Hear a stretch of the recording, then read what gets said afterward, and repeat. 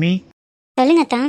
இதே மாதிரி எப்போவுமே நான் கேட்ட உடனே எனக்காக டீ போட்டு கொடுக்க என் கூடவே வருவியா? மெய்யாக நீ என்னை விரும்பாத போதும் பொய் என்று சொல் கண்ணே, என் ஜீவன் வாழும் நிஜம் முந்தன் காதல் என்றா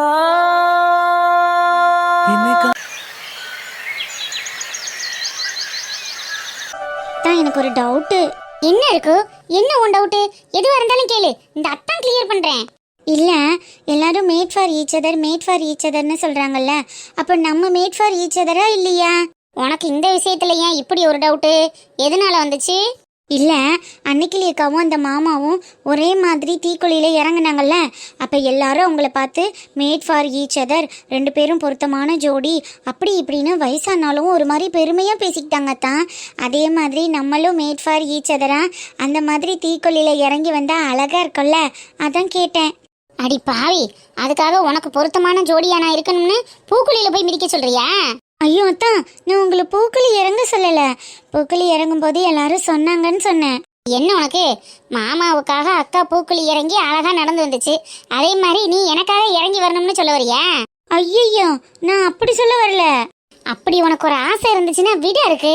அடுத்த வருஷம் இதே மாதிரி திருவிழா வரும்போது கழுத உன்னை தூக்கிக்கிட்டு மாமனே தீக்குழியில இறங்கிடுறேன்.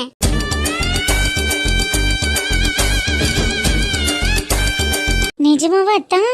என்ன இருக்கு இப்படி கேக்குற? நீ ஆசைப்பட்டு இந்த மாமி எதை நிறைவேற்றாம இருந்திருக்கேன்? பூக்குழியில இறங்கி வரணும், அதுவும் ஜோடியா வரணும்னு உனக்கு ஆசை, அப்படித்தானே? நானே உன்னை தூக்கிக்கிட்டு அடுத்த வருஷம் பூக்குழியில எப்படி இறங்குறேன்னு பாரு. எருவட்ட வைய பூக்குழியில இறங்குறானா இல்ல புதக்குழியில இறங்குறானான்னு யாருக்கு தெரியும்? இந்த எருவட்ட சிரிக்கி வந்ததுல இருந்து இதே பொழப்பா திரியிறாளுங்க, வேலை வெட்டிக்கு போறதில்ல. இப்படியே உட்காந்துக்கிட்டு பொழுதோட ராமாயணமும் மகாபாரதமுமா பாடனா எப்ப வேலைக்கு போறது, 10 காசு சம்பாதிக்கிறது? அத்தான், ரோஸ் ஜாக் மாதிரி, ரோமியோ ஜூலியட் மாதிரி, அப்புறம் ஷாஜகான் மும்தாஜ் மாதிரி நம்ம காதலும் இந்த உலகத்துல சிறந்து விளங்கணும் அத்தான்.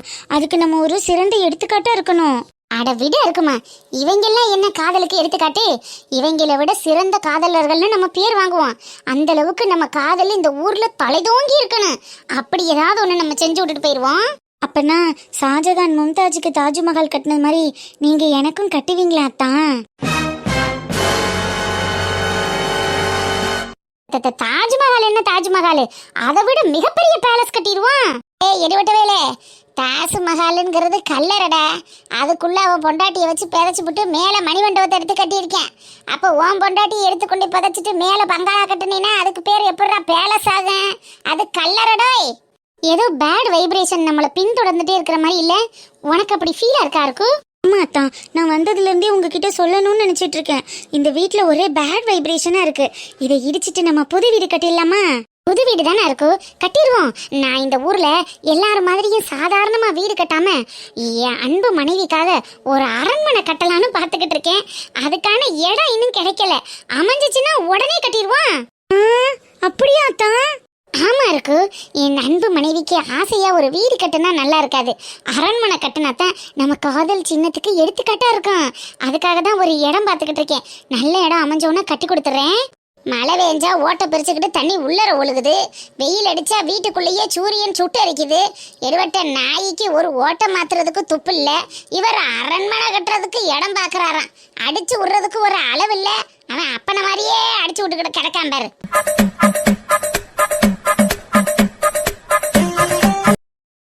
அத்தான், அரண்மனை கட்டணும்னா அதுக்கு அருக்கு பாவாடை இல்லம்னு வைக்கணுமா இல்ல அருக்கு பாவாடை வில்லான்னு வைக்கணுமா? ஐயோ, அருக்குமா, நம்ம கட்ட போறது அரண்மனை. அப்படி இருக்கும்போது அருக்கு பாவாடை அரண்மனையே வச்சிருவோம். எதுக்கு வில்லா இல்லம்னு போட்டு சொதப்பிக்கிட்டு? எப்படி அரண்மனைன்னு வச்சா பாக்குறதுக்கு அழகா இருக்கும்ல? ஆமா அத்தான், அருக்காணி பாவாடை அரண்மனை நல்லா இருக்குல்ல? நல்லா இருக்கா, சூப்பரா இருக்கா. இருக்கு நம்ம கட்ட போற அரண்மனைக்கு அரண்மனைனே பேர் வச்சு சும்மா அசத்தி போறோம். அசத்தி 1000 பேர் 2000 பேர் இல்ல 5000 பேரை கூட்டிட்டு வந்து அரண்மனைக்குள்ள விட்டு எல்லாருக்கும் ஃப்ரீயா கறிச்சோறு போட்டுருவோம். ஆமா இருக்கு. அப்புறம் அரண்மனையை கட்டிட்டு சாம்பார் சோறு போட்டா நல்லா இருக்குமா? நல்ல மட்டன், சிக்கன், நண்டு, இறாலு, வறுவல், பொரியல்னு சும்மா விதவிதமா ரகரகமா முன்னாடி எல்லாம் மன்னர்கள் சாப்பிட்றது மாதிரி சாப்பாடை விருந்தா கொடுத்து பாவாடை சும்மா சாப்பாட்டுல சமாளிச்சு போட்டானடா அப்படின்னு பேசுற அளவுக்கு பேர் புகட்டனே. அடுத்த வேளை சாப்பாட்டுக்கு வழி இல்லை. நாய் நேற்று வச்சு பழைய சோறுல தண்ணி ஊற்றி வச்சு இன்னைக்கு வத்தலையும் வடகத்தையும் கடிச்சுக்கிட்டு திண்டுச்சு. இதுக்கு மன்னர் பரம்பரை மண்ணாங்கட்டி பரம்பரைன்னு பேர் வேற. மட்டனு சிக்கனா வறுவலு பொரியலாம். இதெல்லாம் எங்கே கொண்டு போய் சேர்க்கறதுன்னு தெரியல. எரிவட்ட நாயே, இன்னைக்கு எடுத்துக்கிட்டு ஆட்டோவை ஓட்டுனாத்தே நாளைக்கு நீ ஒருவேளை சோறு திங்க முடியும். நாயே, உட்கார்ந்துக்கிட்டு வக்கனையா பேசிக்கிட்டு இருந்தா ஒன்னத்துக்கு ஆகாது. எந்திரிச்சு போய் பொழப்ப பாக்குற வழிய பாரு.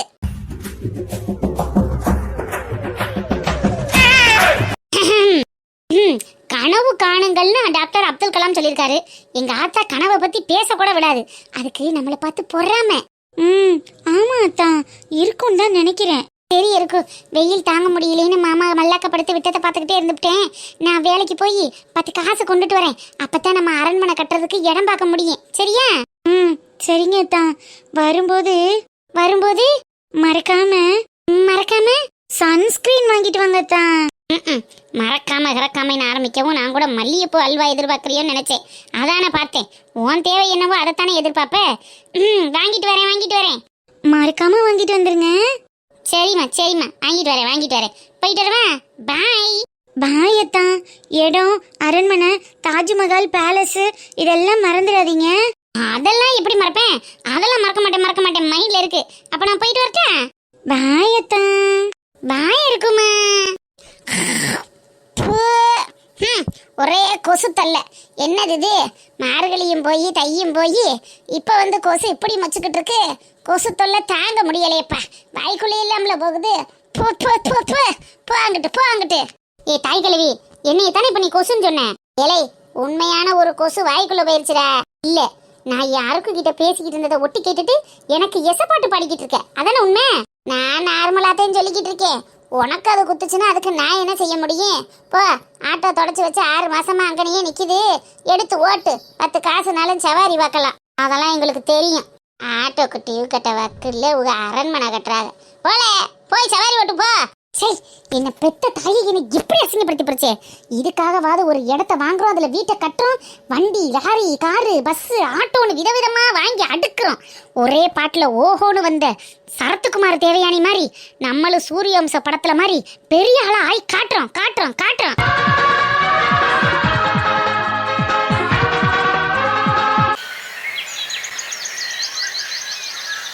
அன்னைக்கு பிள்ளைகளுக்கு காப்பி ஏதாவது போட்டு கொடு. சும்மா உட்காந்துருக்க வச்சிருக்க.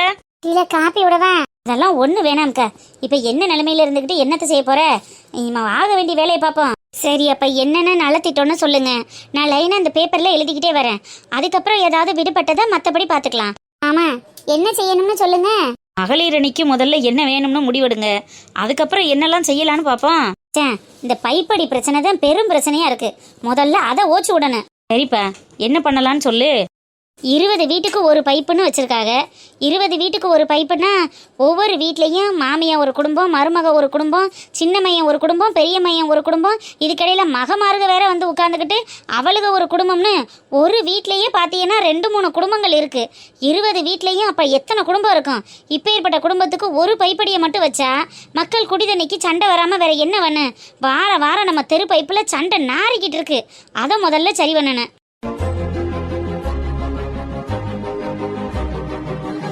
பரவாயில்லையப்பா, முதல் பாயிண்டே அற்புதமால இருக்கு. மாடனே, அப்ப குடிதண்ணி பைப்புன்னு எழுதிக்க. சரிங்க நிக்கலிக்கா. பைப்பை சரி பண்ற வேலை பார்க்கணும். ஓகே. ஆமா, அன்னைக்கு கோயில்ல நம்ம ரோஹித் அந்த முரளி தம்பிக்குன்னு அடிபட்டு ரத்த கலரியா இருந்தப்ப நம்ம பாப்பாக்கு ஏதோ விவரம் தெரிஞ்சதுனால ஓகி என்னத்தையோ ஒன்ன போட்டு விட்டு ஒரு கட்டை சுத்தி விட்டா. அங்கனக்குள்ள ஒரு டாக்டரோ ஒரு சின்ன ஆஸ்பத்திரியே இருந்திருந்தா நம்மள அங்கனக்குள்ள கூட்டிட்டு போய் நல்ல முறையில வைத்தியம் பார்த்துருக்கலாம்ல. உண்மைதான் நிக்கிலி. நானுமே இந்த விஷயத்த அன்னைக்கு யோசிக்கத்தான் செஞ்சேன். எத்தனையோ ஊர்களில் கிராமங்களில் சுகாதார நலத்துறைன்னு ஒரு சின்ன ஆஸ்பத்திரி ஒன்று இருக்கத்தான் செய்யுது. ஆனால் நம்ம ஊருக்கானது தான் இன்ன வரை அந்த ஸ்டெப்பு எடுக்கவே இல்லை. அதையும் என்னென்னு பார்த்து பேசி முடிப்போம்மா. அதை செய்யணுமாம்மா. ஒரு டாக்டருமா அங்கனக்குள்ளேயே இருந்து ஒரு நர்ஸு ஒன்று இருந்து ஒரு தேவையானதுக்கு மாத்திரை மருந்து வச்சுருந்தா கூட ஒரு மண்டையடி காய்ச்ச சின்னதாக ஒரு பிள்ளைய கீழே விழுந்துச்சுக்க மேலே விழுந்துச்சுக்கன்னு உடனே போய் ஒரு கட்டு போட்டுட்டு வர அளவுக்கு அது இருக்கணும்ல. அது நம்ம ஊருக்கு தேவை தானே. கண்டிப்பாக தேவை அன்னைக்கிளி. அதையும் பார்த்து கோரிக்கையை எழுதிக்கிட்டு என்னென்னு செய்ய வேண்டியதை செஞ்சு விடுவோம்.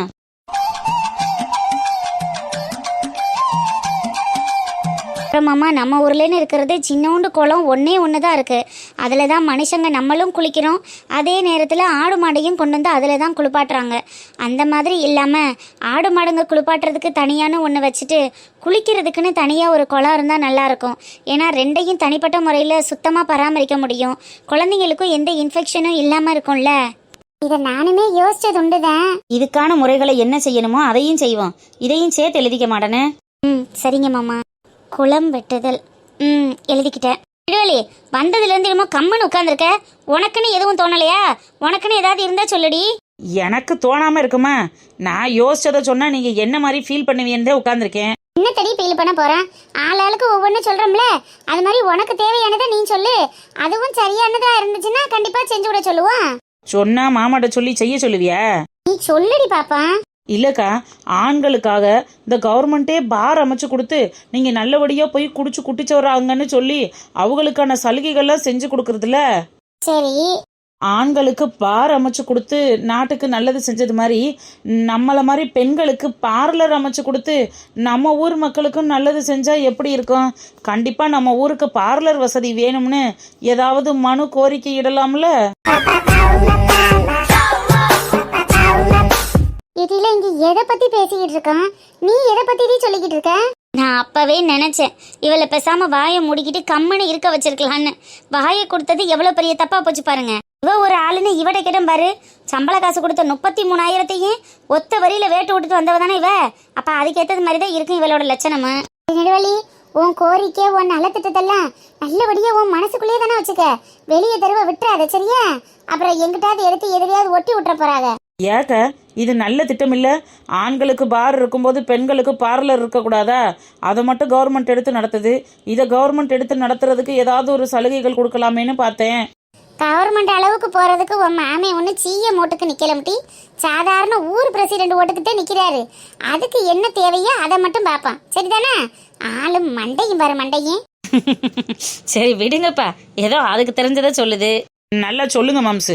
எனக்கு தெரிஞ்சதை மட்டும் இல்லை, எனக்கு என்ன தேவையோ அதையும் சொல்லியிருக்கேன். எனக்கு மட்டும் இல்லை, ஊரில் பல பெண்களுக்கு இது ரொம்ப முக்கியமான அவசியம். தெரியுமா உங்களுக்கு? ஒருவேளை சாப்பாடு இல்லைனாலும் இருந்துருவோம், பார்லருக்கு போய் த்ரெட்டிங் பண்ணாமல் இருக்க மாட்டோம், தெரியுமா? அக்கா சரி விடுங்க, அவ கதை தெரிஞ்சது தானே. அச்சா, எனக்கு இன்னொன்னு தோணுது. சொல்லுப்பா வனசா. நம்ம ஊருக்குன்னு ஒரே ஒரு மினி பஸ் தானே மச்சான் வருது. அதுவும் ஒரு நாளைக்கு 2 மணி நேரத்துக்கு ஒரு தடவை தான் வருது. காலையில் 7 மணிக்கு வந்துச்சுன்னா பள்ளிக்கூடத்து பிள்ளைய 8:45 9 மணி பள்ளிக்கூடத்துக்கு 7 மணிக்கெல்லாம் போய் உட்காந்துக்கிட்டு சாப்பிட்டும் சாப்பிடாமலும் பள்ளிக்கூடத்தில் ப்ரேயரில் நிற்க முடியாமல் மயக்க போட்டு விழுகுதுகளாம். பூமாரியோட சேர்த்து நிறைய பிள்ளைகளுக்கு இந்த மாதிரி பிரச்சனை இருக்குது. 7 மணிக்கு வர்ற பஸ்ஸு ஒரு 8 மணிக்கு வந்துச்சுன்னா பிள்ளைய சாப்பிட்டு கொண்டுட்டு போகிறதுக்கு கொஞ்சம் நல்லா இருக்கும். அந்த கால நேரத்தில் மட்டுமாவது 2-3 ட்ரிப் அடித்தா நல்லா இருக்கும் தோணுச்சு. அதையும் என்னன்னு பாருங்க மச்சான். ரொம்ப நாளா என் மனசுக்குள்ளேயே ஓடிக்கிட்டு இருந்த ஒரு விஷயம்தாம்மா. நம்ம ஊருக்கு மினி பஸ்ஸு தான் ஒரே ஒரு பஸ்ஸு வருதே தவிர கவர்மெண்ட் பஸ்ஸு பெருசாக எதுவும் வர்றதில்ல. அதுக்கான ஏற்பாடுகளையும் என்னன்னு பார்த்து நான் கண்டிப்பாக செய்கிறேம்மா. மாடனே, இதையும் எழுதிக்க மக்கா. சரிங்க நிக்கிலேக்கா. இந்த மாமியார் கொடுமை புருஷன் கொடுமையெல்லாம் தட்டி கேட்க மாட்டீங்களா? அதெல்லாம் என்னன்னு ஏதுன்னு பார்க்கலாம்ல. உன் வீட்டில் மாமியார் கொடுமைக்கு தான் வழி இல்லையடி, மருமக கொடுமை தானே இருக்கு. உன் கொடுமையை தான் வந்து தட்டி கேட்கணும்.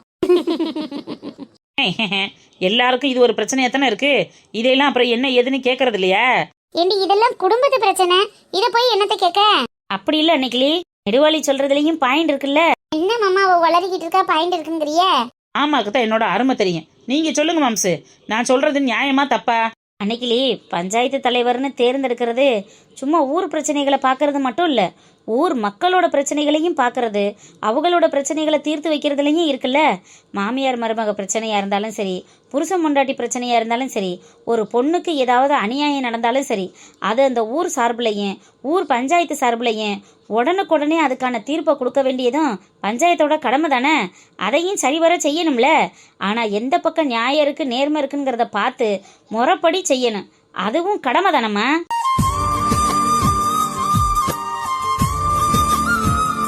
அப்போ முதல்ல எனக்கு ஒரு நல்ல தீர்ப்பா சொல்லிட்டு மச்சான், என் மாமியாளுக்கு ஒரு நல்ல தண்டனையா கொடுத்து விடுங்க. அந்த கிழவி டார்ச்சர் என்னால தாங்க முடியல. இவ ஒருத்தி என்ன பேசிட்டு இருக்கல, என்ன சொல்றவாரு? அட ஏமா நீ வேற பாவத்தை, அது எதுக்கு என்ன பண்ண போகுது? முடியல மச்சான், போட்டு பாடா படுத்துது அந்த கிழவி. என்னத்தையும் புருஷனை கொடுத்த மாமியான்ங்கிறதுக்காக அனுசரித்து போய்கிட்டு இருக்கேன். உங்கள் அம்மாவோட சேர்ந்துக்கிட்டு கொஞ்சம் நஞ்ச ஆட்டமாக போட்டுச்சு. இப்போ உங்கள் அம்மாவுக்கு அம்மா போட்டிருக்கோம்ல, அடங்கி போயிருக்காங்க. அம்மா போட்டிருக்கா? ஆமாம் மச்சான், அம்மா போட்டிருக்குன்னு தான் எங்கள் கிழவி வந்து சொல்லுச்சு. ஏன் பார்க்க போறீங்களாக்க? நான் எதுக்கு பார்க்க போகிறேன்? எனக்கு என்ன தேவை வந்துச்சு பார்க்கறதுக்கு? அவங்க தான் சொத்துக்கார மருமையன் கூட ஒரு கொடுக்கெல்லாம் சுற்றிக்கிட்டு தெரியுது, அவங்க வந்து பார்ப்பாங்க. இனிமேல் எனக்கு ஊர் பிரச்சனையும் ஊர் பஞ்சாயத்தையுமே பார்க்க நேரம் இருக்காது. உள்ள பஞ்சாயத்தை நான் என்னத்தை பார்த்தேன்? அவங்கவுக வாழ்க்கையை அவங்கவுக வாழையில் நம்ம எதுலேயும் தலையிடக்கூடாது. அவங்க பார்த்துக்குருவாங்க, விடு. அதானே பார்த்தேன். எங்கள் கொடி பிடிச்சிக்கிட்டு பேசாமல் மறுபடியும் போயிருவிலோன்னு நினச்சேன். அப்படி ஏதாவது ஒன்று நடக்கட்டும், அப்புறம்ல இருக்கு. அன்னைக்கிலிக்கா, எங்கள் ஊர் தலைவரையே மிரட்டிட்டு இருக்கீங்க. எங்கள் முன்னாடி எல்லாம் இப்படி மிரட்டுற வேலை வச்சுக்காதீங்க. அப்புறம் நாங்கள் உங்கள் மேலே ஆக்ஷன் எடுக்க வேண்டியது வரும். அது சரி, இது நல்ல கூத்தாவில் இருக்கு. சரி அக்கா, இப்படி உட்காந்து மணிக்கணக்கில் யோசிச்சு நல்ல திட்டங்களா எழுதிக்கிட்டு இருக்காம ஏன் நல்லனுக்கு ஏதாவது ஒன்று செஞ்சு கொடுக்க?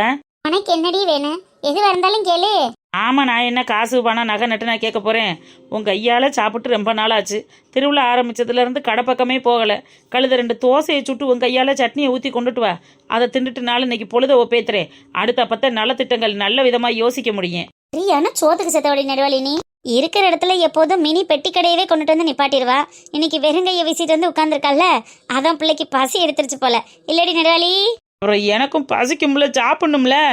அக்கா வீட்டில் சட்னி வதக்கும் போதே மணத்து கிடந்துச்சு. எப்படியாவது போகிறதுக்குள்ளே 2 தோசையை உள்ளே தட்டிட்டு போகலான்னு தான் பார்த்தேன். நீங்கள் உட்காந்துருக்கிற சீரை பார்த்தா இன்னைக்கு எந்திரிக்க மாட்டேன்னு தெரிஞ்சு போச்சு. அதை நான் ஒரு பக்கம் உட்காந்து சாப்பிட்டுக்கிட்டு இருக்கேன், நீங்கள் ஒரு பக்கம் உட்காந்து நல்ல திட்டங்களையும் நம்ம ஊரை மேம்படுத்துறதுலையும் வேலையை பாருங்க. ஏன் வேலையை நான் பார்க்குறேன். அமுக டுமுக அமால் டுமால்